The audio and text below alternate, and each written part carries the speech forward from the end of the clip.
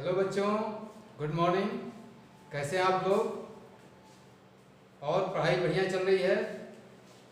पिछले वीडियो में मैंने बताया था कैलकुलस के बेसिक जो चीज़ें हैं और फार्मूले, और मैंने उस दिन ये बताया था कि हम लोग कुछ हल्के फुल्के प्रॉब्लम्स करेंगे अगले वीडियोज में, और ये फार्मूले कैसे वर्क करते हैं, इनका जो वर्किंग प्रोसेस है उसके बारे में हम लोग जान जाएं। तो हम लोग कुछ प्रॉब्लम्स करके देखेंगे कि ये फार्मूले किस तरह से वर्क करते हैं, और किन्हीं को यदि इसके बारे में ज़्यादा जानना है तो कोई भी मैथमेटिक्स की किताब, उसमें कैलकुलस से रिलेटेड जो चैप्टर है उसमें जाकर आप हल्के प्रॉब्लम्स को लेकर के आप प्रैक्टिस कर सकते हैं। ठीक है बच्चों, अपने फिजिक्स की किताब में भी बहुत सारी प्रॉब्लम्स है जिसमें कैलकुलस का प्रयोग होता है, और पहला चैप्टर जो है जिसमें यूनिट डायमेंशन, वेक्टर और मैथमेटिक्स की और सब चीज़ें थोड़ी बहुत जाननी है, तो कुछ कुछ किताबों में वो प्रैक्टिस के रूप में प्रॉब्लम्स दिए हुए रहते हैं, तो उन किताबों को भी आप कंसल्ट कर सकते हैं। हम यहाँ कुछ प्रॉब्लम्स कराएंगे और आपको ये रूबरू कराएंगे कि ये फार्मूले किस तरह से काम करते हैं। तो हम लोग स्टार्ट करते हैं। हमारे पास एक फंक्शन दिया हुआ है y equal to 2x³ minus 21x² plus 72x। ये एक अलजेब्राइक फंक्शन है। कैसा फंक्शन है? अलजेब्राइक, बीजगणितीय फलन है, और इसका हमें क्या करना है? मैक्सिमा मिनिमा निकालना है। तो हमने पिछले वीडियो में बताया था कि मैक्सिमा मिनिमा निकालने के लिए हमको क्या करना पड़ेगा? पहले तो डिफरेंशिएट करना पड़ेगा। क्या करना पड़ेगा? डिफरेंशिएट करना पड़ेगा, अवकलन करना पड़ेगा। उसके बाद क्या करेंगे? इसको इक्वल टू 0 कर देंगे। इक्वल टू 0 करेंगे तो एक इक्वेशन बनेगा, एक समीकरण बनेगा, उसमें x की वैल्यूज मिलेगी। फिर आगे हम उस वैल्यूज को चेक करेंगे कि कहाँ पर ये फंक्शन का महत्तम वैल्यू यानी मैक्सिमम वैल्यू और कहाँ पर लघुत्तम वैल्यू यानी मिनिमम वैल्यू एग्जिस्ट करता है या मिलता है, उसे ही मैक्सिमा मिनिमा निकालने का ये प्रॉब्लम्स किया जाता है। ठीक है, तो हम लोग इसको डिफरेंशिएट कर देते हैं। तो इधर में x है, x को इंडिपेंडेंट वेरिएबल बोला जाता है कि x की वैल्यू कुछ भी हो सकती है, और इसकी वैल्यू जो होगी उसी पर y की वैल्यू डिपेंड करती है। तो y क्या है? डिपेंडेंट वेरिएबल है, x क्या है? Independent variable. ठीक है, तब हम इसको डिफरेंशिएट करते हैं विथ रेस्पेक्ट टू x। तो क्या लिखेंगे? पिछले वीडियो मैंने बताया था, इसको लिखेंगे dy/dx। अब यहाँ पर 2 कांस्टेंट टर्म है जो मल्टीप्लाई है x में, तो 2 कांस्टेंट है, इसको बाहर निकाल लेते हैं। यहाँ पर निकाल लिए। अब x³ है, q मतलब 3 पावर है, तो 3 पावर को हम क्या करेंगे? पावर से मल्टीप्लाई और उसके बाद पावर 1 कम हो जाएगा। तो यहाँ पर 3 से मल्टीप्लाई, ये 3 यहाँ पर आ गया और x आ गया, और s का पावर क्या हो जाएगा? 1 कम हो जाएगा। तो कितना हो जाएगा? 3 - 1 यानी 2 हो जाएगा। ठीक है, उसी तरह से अब आगे बढ़ते हैं। माइनस, अब यहाँ पर 21 से मल्टीप्लाई, तो 21 आउट हो जाएगा, x² बचेगा। x² को डिफरेंशिएट करना है विथ रेस्पेक्ट टू x। तो इसका पावर कितना है? 2 है, तो 2 से मल्टीप्लाई हो जाएगा और इसका एक पावर कम हो जाएगा, यानी 2 - 1 कितना हो जाएगा? 1। ठीक है, अब आगे प्लस 72 मल्टीप्लाई है ये बाहर, x का differentiation with respect to x, इसका पावर कितना है? 1। तब कितना होगा? 1 से मल्टीप्लाई और x का पावर 1 कम हो जाएगा, यानी 1 - 1, meaning thereby power is 0, और सम क्वांटिटी पे पावर 0 होता है, उसकी वैल्यू कितनी होती है? 1 होती है। तो इधर 1 हो गया। ठीक है, तो इसी को हम लोग सिंप्लीफाई करके लिखते हैं। कितना हो जाएगा? 6x², यहाँ 21 × 2 42, x प्लस 72, और उधर का टर्म तो 1 हो गया, तो इतना आ गया। अब इसको क्या करना है? इक्वल टू 0 कर देना। तो यहाँ हमने इक्वल टू 0 कर दिया। अब ये क्या बन गया? एक क्वाड्रेटिक इक्वेशन बन गया, एक द्विघात समीकरण बन गया। तो और हम लोग इसको सिंप्लीफाई करते हैं तो 6 से डिवाइड कर देते हैं तो कितना हो जाएगा, 6 से डिवाइड हुआ 6 गायब हो गया, माइनस 42 में 6 से डिवाइड करेंगे 7 आएगा, x फिर इसमें करेंगे तो कितना आएगा 12 आएगा इक्वल टू 0। अब हमने अपने पिछले वीडियो में द्विघात समीकरण को, क्वाड्रेटिक इक्वेशन को सोल्व करने के लिए तरीका बताया था। तो एक तरीका है फैक्टराइज करके और एक तरीका है डायरेक्ट फार्मूला यूज करके। ठीक है बच्चों, तो इसमें हम इसको क्या करते हैं, फैक्टराइज करने का काम करते हैं। तो फैक्टराइज करने के लिए हमको ये देखना है कि इसका और इसका कोएफिशिएंट जो है ये 12 है, यहाँ पर 1 है, तो दोनों को मल्टीप्लाई करते हैं कितना होगा 12 होगा।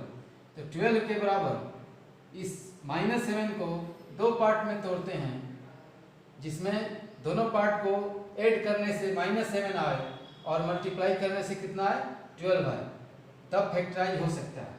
तो ऐसा नंबर जो है -4 और -3 मिलता है। तो -4 इंटू -3 मल्टीप्लाई करेंगे कितना आ जाएगा 12 आ जाएगा और दोनों को ऐड करेंगे तो -7 आ जाएगा। तो हम कर सकते हैं, तब हम करते हैं -4x लिख दिए, -3x लिख दिए, +12 कर दिए। ठीक है, मुझे उम्मीद है आप लोगों को समझ में आ रहा होगा। ये -4 -3 जोड़ देंगे, -7x हो गया, मल्टीप्लाई करेंगे तो इसके मल्टीप्लिकेशन के बराबर आ जाएगा। अब हमारा काम आसान हो गया। अब इसमें क्या करते हैं, इस दोनों के एक साथ लेते हैं, इसमें x कॉमन ले लेते हैं, x कितना बचेगा, x -4 बच गया, -4। अब इधर का काम करते हैं तो -3 को हम कॉमन लेते हैं तो इधर कितना बच जाएगा, x -4 इक्वल टू 0। 3 से मल्टीप्लाई करेंगे -3 से तो ये -3x और ये कितना हो जाएगा +12 हो जाएगा, -3 इंटू -4 तो 12, उतने के बराबर कोई फर्क नहीं पड़ रहा, आप लोग चेक करके देख सकते हैं। अब हम x -4 कॉमन, तो इधर है कॉमन ले लेते हैं और कितना बच गया, इसमें x बच गया, इसमें -3 बच गया, x -3 बच गया। अब यह जो इक्वेशन है वो फैक्टराइज हो गया। क्या हो गया, फैक्टराइज हो गया, गुणनखंड निकल गया। तो एक गुणनखंड ये हुआ, एक गुणनखंड ये हुआ, यानी एक फैक्टर ये हुआ, एक फैक्टर ये हुआ। अब बारी बारी से इक्वल टू 0 होगा, क्योंकि ये 0 होता है पूरे को 0 बना देगा, ये 0 होता है तो पूरे को 0 बना देगा। तो हमें इसके दो सॉल्यूशन मिलेंगे, x = 4 जब ये 0 होगा और ये 0 होगा तो x = 3। अब हमारे पास x की दो वैल्यूज मिल गई और वहीं पर मैक्सिमा या मिनिमा होना है।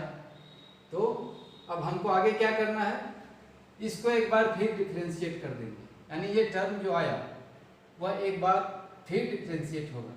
तो हम क्या करते हैं, यहाँ पे ऐसा लिखते हैं, ये क्या होता है, तो डबल डिफरेंशिएशन होता है।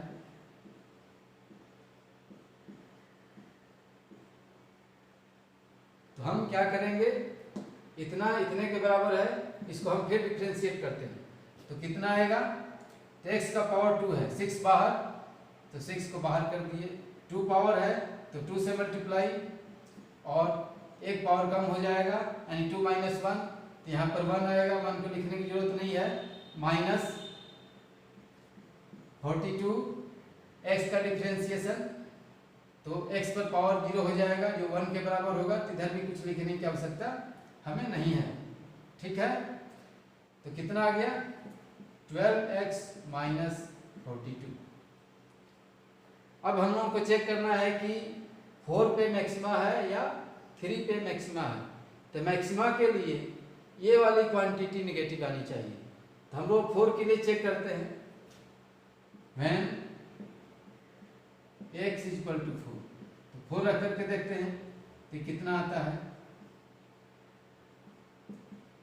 तो 12 4 42 कितना आ गया 48, 12 × 4 48 - 42 ये कितना आ गया 6। 6 कैसा है, 0 से बड़ा है, मतलब पॉजिटिव है।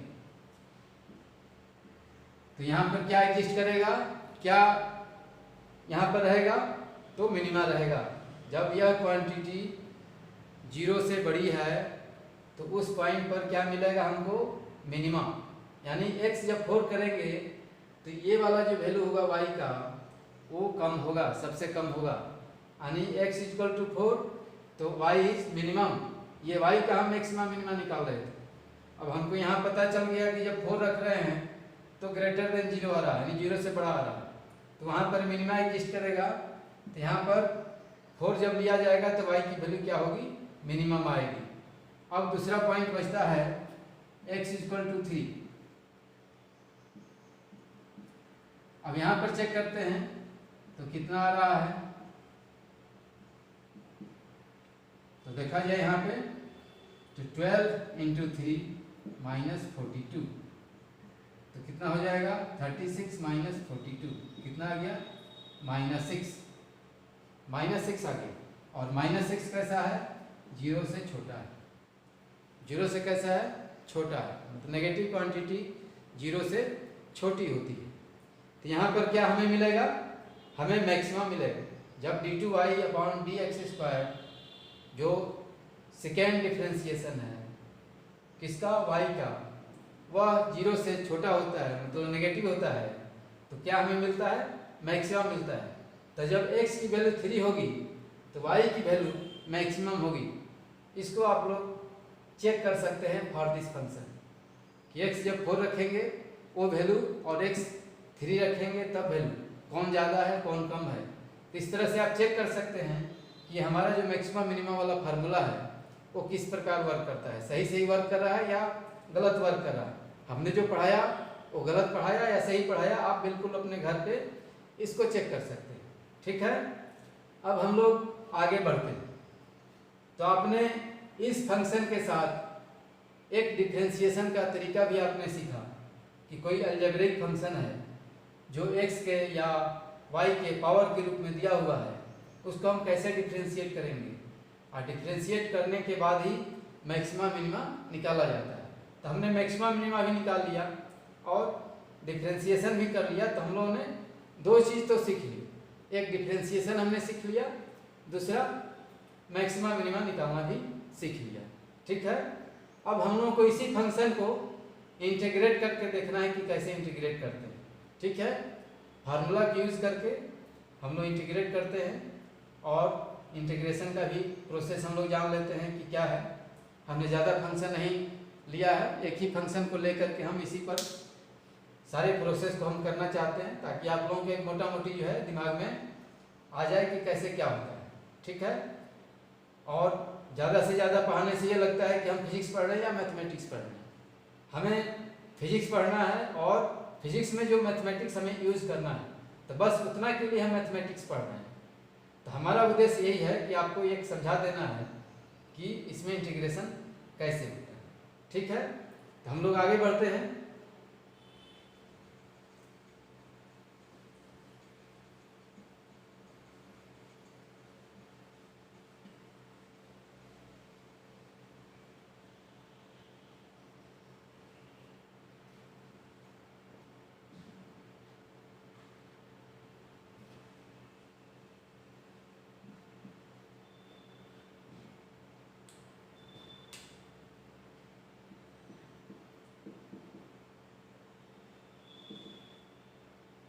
अब इसको इंटीग्रेट करना है।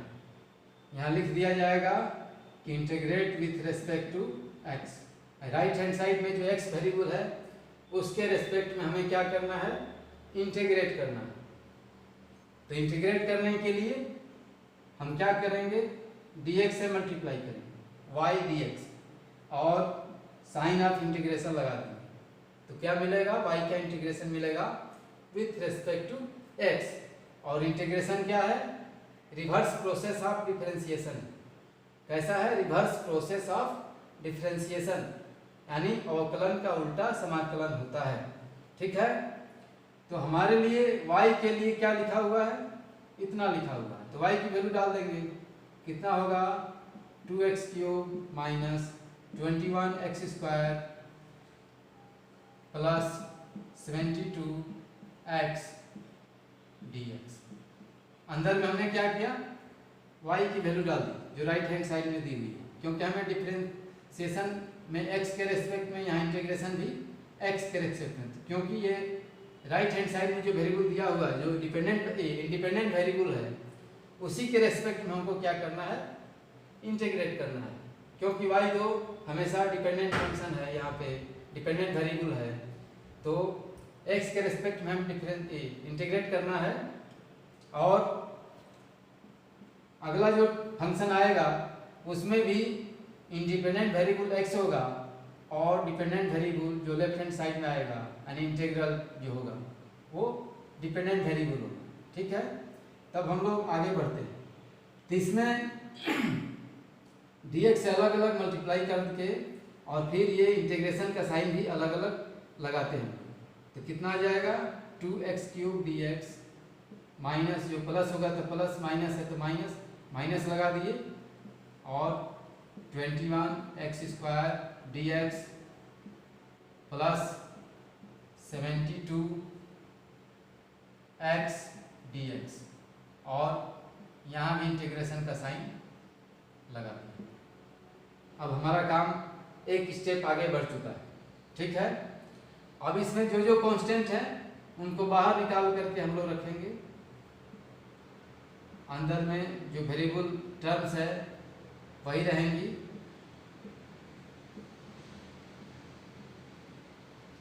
Plus 72x dx। ठीक है, अब हमने, आप डायरेक्ट कर सकते हैं, लेकिन हमने समझाने के पर्पज से एक स्टेप ज़्यादा किया है। ये जो भी कांस्टेंट टर्म है उसको मैंने बाहर निकाल करके रखा है साइन ऑफ इंटीग्रेशन से। ठीक है, और जो वेरिएबल है उसको साइन ऑफ इंटीग्रेशन के अंदर में रखा है।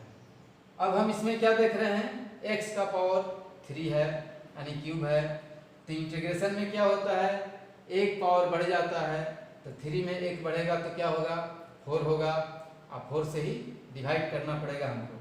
तो फार्मूला आप लोगों को मैंने पहले बताया हुआ है, आप लोग उसको रिमाइंड करेंगे तो आप लोगों को तुरंत याद आएगा। तो ये पावर में क्या करना है, एक जोड़ देना है और उतने से डिवाइड कर देना है, तो कितना हो जाएगा 2 का 2 हो गया, और x⁴ और 4 से डिवाइड। अब यहाँ माइनस कितना है 21, और x में पावर कितना है 2, तो एक बढ़ जाएगा, कितना हो जाएगा 3, और उतने से डिवाइड, प्लस 72, और x पर पावर कितना है 1, कुछ भी पावर नहीं लिखा हुआ है, मतलब वहाँ पर पावर कितना है 1, तो कितना हो जाएगा 1 + 1 2, और उतने से डिवाइड हो जाएगा। जितना ऊपर में पावर उतने से डिवाइड, ऊपर में पावर उतने से डिवाइड, ऊपर में पावर उतने से डिवाइड। ठीक है, और हमने बताया था कि जो इंडेफिनिट इंटीग्रल है उसमें एक आर्बिट्री कांस्टेंट जोड़ने की परिपाटी है, यानी सिस्टम है, कन्वेंशन है। यहाँ पर एक आर्बिट्रेरी कांस्टेंट c जोड़ देते हैं, c जोड़ देते हैं। ठीक है, अब इसको हम सिंप्लीफाई कर देंगे तो जो हमें मिलेगा वो y का क्या मिलेगा, इंटीग्रेशन मिलेगा।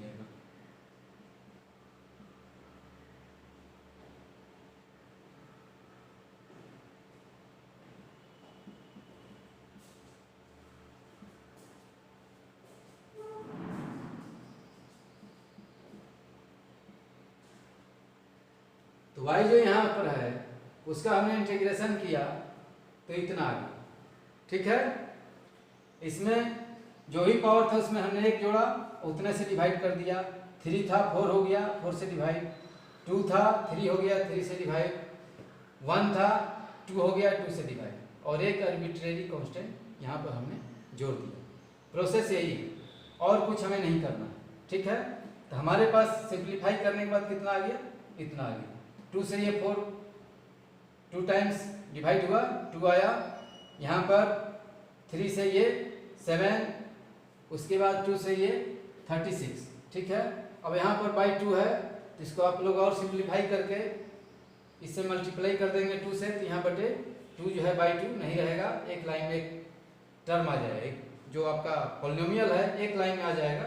तो उस तरह से भी आप कर सकते हैं, कोई दिक्कत, इतना भी कोई करके छोड़ देता है तो भी गलत नहीं है। तो ये इंटीग्रेशन का एक प्रोसेस है अलजेब्राइक फंक्शन के लिए। उसी तरह से साइन कोसाइन जो भी ट्रिग्नोमेट्रिकल हमने बताया था, एक्सपोनेंशियल बताया था, लॉग बताया था, सबका प्रोसेस वही है। अब हम लोग सिंपल सा फंक्शन लेकर के जो आगे हमने फार्मूले बताया उसको हम लोग चेक करते हैं, ठीक है।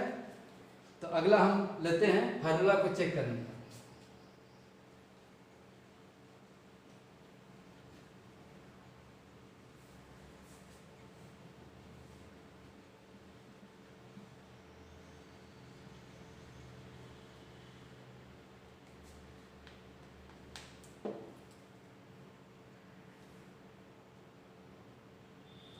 इसमें आप लोगों को मैंने बताया था कि कोई फंक्शन y जो कोसेंट के फॉर्म में, किस फॉर्म में है, कोसेंट के फॉर्म में, मतलब दो फंक्शन का डिवीजन है। एक फंक्शन है u, x का फंक्शन है, दूसरा फंक्शन है v, ये भी x का फंक्शन है, लेकिन u फंक्शन में v फंक्शन से क्या किया गया है, डिवाइड कर दिया गया। तो जो रिजल्ट आया, कोसेंट आया, वो कितने के बराबर है, y के बराबर। अब इस फार्मूले को हमने आपको बताया था, तो हमको चेक करना है कि ये फार्मूला सही काम कर रहा है या गलत काम कर रहा है। तो हमारे पास एक y ऐसा लेते हैं 10x, ट्रिग्नोमेट्रिकल फंक्शन है। तो इसको हम कैसे इस फार्मूला को चेक करेंगे। सब लोगों को पता है कि 10x कितना होता है, sin x upon cos x होता है। तो पिछले वीडियो में मैंने 10x का जो डिफरेंशिएशन होता है विथ रिस्पेक्ट टू x, वो मैंने बताया था डायरेक्ट फार्मूला। अब इस फार्मूले से ये जो टर्म है इसको डिफरेंशिएट करके हम चेक करेंगे कि ये डायरेक्ट जो डिफरेंशिएशन आता है उसके बराबर है या नहीं, ठीक है। इससे वेरीफाई हो जाएगा कि ये फार्मूला जो है सही काम करता है या नहीं काम करता है, ठीक है। तो फार्मूला हमने क्या बताया था, हमने ये बताया था dy dx क्या होता है। तो नीचे वाले को पहले कांस्टेंट लेते हैं, ऊपर वाले को डिफरेंशिएट कर देते हैं, माइनस साइन डालते हैं, फिर ऊपर वाले को कांस्टेंट लेते हैं, नीचे वाले को डिफरेंशिएट कर देते हैं और होल को डिवाइड कर देते हैं किसके, नीचे के स्क्वायर से। तो v स्क्वायर से डिवाइड हो गया। तो फार्मूला हमारा यही था। और 10x का जो डायरेक्ट फार्मूला हमने बताया था डिफरेंशिएशन का, वो क्या था, याद कीजिए आप लोग। हमने बताया था dy dx, y क्या है, 10 है, यानी d 10x by dx कितना हमने बताया था, sec स्क्वायर x हमने बताया था। इसको हम लोग एक नंबर लिख लेते हैं ताकि उस फार्मूले में हम करेंगे तो sec स्क्वायर x आता है या नहीं, तभी तो ये वेरीफाई होगा कि हमारा फार्मूला सही से काम कर रहा है, गलत काम कर रहा है, ठीक है। तो हम लोग आगे बढ़ते हैं।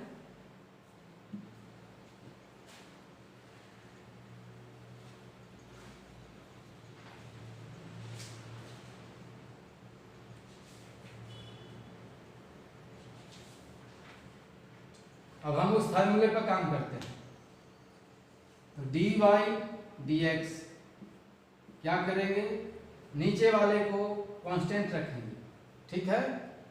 नीचे वाले को कांस्टेंट रखें, नीचे में क्या है, cos x कांस्टेंट हो गया। अब डिफरेंशिएट कौन होगा, ऊपर वाला होगा। ऊपर वाला क्या है, sin x का डिफरेंशिएशन कितना होता है, cos x। अब क्या करना है, माइनस का साइन डालना। उसके बाद क्या होगा, ऊपर वाला कांस्टेंट यानी sin x कांस्टेंट हो जाएगा और डिफरेंशिएट कौन होगा, नीचे वाले cos होगा। तो cos का डिफरेंशिएशन कितना होता है, माइनस साइन, यहाँ गया माइनस साइन x, डिवाइड कर देंगे किसके, नीचे के स्क्वायर से, cos स्क्वायर x। इतना हमने काम कर लिया अकॉर्डिंग टू दिस फार्मूला। जो हमने यहाँ पर फार्मूला लिखा है इसके अकॉर्डिंग हमने वहाँ पर काम कर दिया। अब हमको देखना है कितना आता है या नहीं। तो आप लोग देखिए राइट हैंड साइड में वहाँ पे cos x कितना होगा, cos स्क्वायर x, और उधर माइनस साइन है और एक ब्रैकेट में ही माइनस साइन दिख रहा है। तो माइनस माइनस प्लस हो जाएगा और sin x कितना हो जाएगा, sin स्क्वायर x कितना बन गया ऊपर वाला, cos square x plus sine square x, और ट्रिग्नोमेट्री से हम जानते हैं वो कितना होता है, 1 होता है। अब कितना आ गया, 1 बाई कॉस स्क्वायर एक्स, तो 1 बाई कॉस स्क्वायर एक्स कितना होता है, सेक स्क्वायर एक्स होता है। तो हम लोग इसको प्रूव कर देते हैं। कितना हो जाएगा, cos square x plus sine square x cos square x, ठीक है। ऊपर वाला 1 हो गया और कॉस स्क्वायर एक्स कितने के बराबर हो गया, सेक स्क्वायर एक्स के बराबर हो गया। ये हो गया 2 नंबर इक्वेशन। तो यहाँ पर देखिए डायरेक्ट सेक स्क्वायर एक्स, वहाँ इस फार्मूले से किए वही आया सेक स्क्वायर एक्स। इससे पता चलता है कि हमारा फार्मूला बिल्कुल सही सही काम कर रहा है, ठीक है। आप लोग खुद भी चेक करके देख सकते हैं। हमारा उद्देश्य केवल जो है फार्मूला को वेरीफाई करना था, और हमने सिंपल प्रॉब्लम उठाया है कि चूंकि फर्स्ट में बायो वाले भी बच्चे देखेंगे, उनका मैथमेटिक्स थोड़ा कमजोर होता है। मैथ वालों के लिए तो बिल्कुल ये खेल खेल रहेगा, लेकिन जो बायो वाले बच्चे हैं उनको थोड़ा सा इस पर सोचना पड़ेगा। तो उनको ध्यान में रखते हुए हमने सिंपल सा फंक्शन लिया है और सिंपल तरीके से मैंने अब सारा काम किया, ठीक है। अब जो दूसरा फार्मूला हमने बताया था जिसमें दो फंक्शन का प्रोडक्ट है, कोई फंक्शन ऐसा है जो दो फंक्शन का प्रोडक्ट है, तो उस फार्मूले को चेक करने के लिए हम अब दूसरा एक फंक्शन ले रहे हैं और चेक करेंगे कि जो हमने फार्मूला दिया था वो सही सही था या नहीं था, सही सही काम कर रहा है या नहीं काम कर रहा है। तो हमने बताया था कि y कैसा फंक्शन है, दो फंक्शन का प्रोडक्ट है। एक फंक्शन है ux, दूसरा फंक्शन है vx। u भी दोनों किसका फंक्शन है, x का फंक्शन है। दोनों को जो हम प्रोडक्ट के फॉर्म में रखते हैं यानी मल्टीप्लाई कर देते हैं, तो जो फंक्शन हमको मिलता है वो y मिलता है। तो y दो फंक्शन यानी u और v का क्या है, प्रोडक्ट है। तो इसके लिए डिफरेंशिएशन का तरीका हमने बताया था, फार्मूला वो था dy by d x equal to first को कांस्टेंट, सेकेंड को डिफरेंशिएट, फिर प्लस, उसमें हमने माइनस साइन डाला था कोसेंट वाले में, इसमें प्रोडक्ट वाला है तो प्लस साइन डाल दिए, v du dx मतलब सेकेंड वाला कांस्टेंट, फर्स्ट का डिफरेंशिएशन। हमारे पास फार्मूला यही था। आप लोग रिमाइंड कीजिए, पिछले वीडियो में हमने बताया था। तो अब एक इसको चेक करने के लिए फंक्शन ले रहे हैं। कौन सा फंक्शन ले रहे हैं भाई, तो हम ले रहे हैं y equal to sine x, ठीक है। अब इसका जो डिफरेंशिएशन होता है विथ रेस्पेक्ट टू x, हमने फार्मूला दिया था, तो क्या दिया था याद कीजिए आप लोग, ये था साइन का क्या होता है, cos x होता है। साइन का क्या होता है, cos x, ठीक है। अब इसको हम दो फंक्शन के प्रोडक्ट के फॉर्म में लिखते हैं, तो क्या लिख सकते हैं, इसको हम ऐसा लिख सकते हैं, tan x और cos x। चेक कीजिए, थोड़ा ट्रिग्नोमेट्री का अपना जो फार्मूला हमने बताए हैं उसको थोड़ा रिमाइंड कीजिए कि tan x कितना होता है। तो tan x होता है sin x upon cos x, ठीक है। tan x से बदले क्या लिखेंगे, sin x upon cos x। तो cos x से मल्टीप्लाई भी कर दिए, तो cos x कैंसिल हो गया, बच गया sin। तो sin x, तो sin x से बदले हम ये क्वांटिटी लिख सकते हैं। अब ये कैसा फंक्शन हो गया, दो फंक्शन इसमें, एक tan है और एक cos है, और दोनों का प्रोडक्ट मिल करके कितना है, y के बराबर। y कितना है, sin x है, जिसका कि direct formula differentiation cos x होता है। हमको इस फार्मूला से चेक करना है कितना आता है कि नहीं, तो हम चेक करके देखते हैं कि कितना आ रहा है।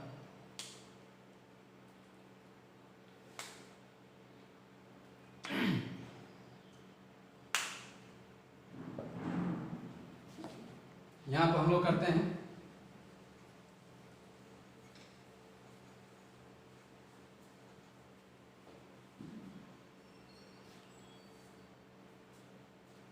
डिवाइड करते हैं। इसमें u को इतना मान लेते हैं tan x, v को इतना मान लेते हैं। तो क्या है हमारे पास u यानी tan x। किसका डिफरेंशिएट करेंगे? cos का। cos का कितना होता है? माइनस साइन, और यहाँ पर क्या साइन डालेंगे? प्लस। अब क्या करना है? फर्स्ट वाले को डिफरेंशिएट करना है, सेकेंड वाला कांस्टेंट रहे। cos x और tan x का कितना होगा? sec square x। हमारे पास क्या आ गया? यहाँ पर देखिए, तो माइनस माइनस, ये प्लस है, ये माइनस है, तो plus minus minus out. tan x के बदले क्या लिख सकते हैं? Sine x upon cos x, और ये साइन x से मल्टीप्लाई हो जाएगा, कितना बन जाएगा? Sine square x। और यहाँ पर cos x और sec स्क्वायर x कितना होता है? 1 बाई cos स्क्वायर x। इतना हो गया, ठीक है। अब हम लोग आगे बढ़ते हैं। तो हमने sec स्क्वायर को 1 बाई cos स्क्वायर x लिखा है, और एक cos x ऊपर में था, तो एक कैंसिल हो जाएगा, यानी इसका पावर 2 जो है खत्म हो जाएगा, 1 बच जाएगा, ठीक है। तो हमारे पास आ गया minus sine square x upon cos x plus 1 by cos x, ठीक है। दोनों में cos x है, cos x एलसीएम बन जाएगा, और यहाँ पर क्या आ जाएगा? Minus sine square x plus 1। ऊपर में क्या क्वांटिटी बन रही है? Minus sine square x plus 1। तो ट्रिग्नोमेट्री को आप लोग याद कीजिए, तो 1 को हम पहले बोल देते हैं, और माइनस साइन स्क्वायर x को बाद में बोलते हैं, यानी 1 plus minus sine square x कितना होता है? तो cos स्क्वायर x होता है। तो ऊपर में आ गया cos स्क्वायर x, नीचे में कितना है? cos x, और ऊपर में 2 पावर है, नीचे 1 पावर है, तो 1 पावर खत्म हो जाएगा, कितना बच जाएगा? cos x। इसको हम इक्वेशन 2 डाल देते हैं। तो यहाँ पर हम देखते हैं 1 और 2 इक्वल आ गया। इससे स्पष्ट है कि जो हमने फार्मूला लिखा है ये सही सही काम कर रहा है। तो एक सिंपल फंक्शन को लेकर के हम लोग चेक कर लिए कि जो प्रोडक्ट के रूप में कोई फंक्शन है, दो फंक्शन का प्रोडक्ट है, तो उसका डिफरेंशिएशन का जो फार्मूला है वो सही है, ठीक है। अब हम लोग मोशन में पढ़ते हैं, और डिस्प्लेसमेंट का इक्वेशन दिया हुआ है या एक्सेलेरेशन का इक्वेशन दिया हुआ है, तो उसको हम लोग डिफरेंशिएशन करके या इंटीग्रेशन करके सॉल्व करते हैं।